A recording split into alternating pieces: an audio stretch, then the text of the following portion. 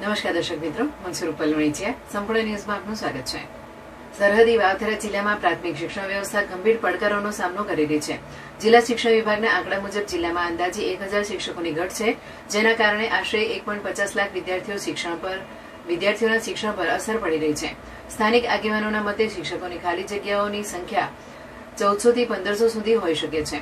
જિલ્લા વિભાજન બાદ અન્ય જિલ્લામાં બદલી માટે પસંદગી પામેલા આશરે 400 શિક્ષકોને પણ હાલ મુક્ત કરવામાં આવ્યા નથી.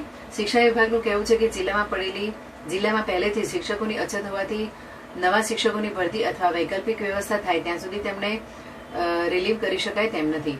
જિલ્લામાં લાંબા અંતરેથી રોજ અપડાઉન કરતા શિક્ષકો અંગે પણ ચર્ચા ચાલી રહી છે. સ્થાનિક સ્તરે એવો આક્ષેપ કરવામાં આવી રહ્યો છે કે કેટલાક શિક્ષકો 100 કિલોમીટરથી વધુ અંતર કાપીને ફરજ પર આવે છે, જેના કારણે સમયસર હાજરી અને શિક્ષણની ગુણવત્તા પર અસર પડી શકે છે.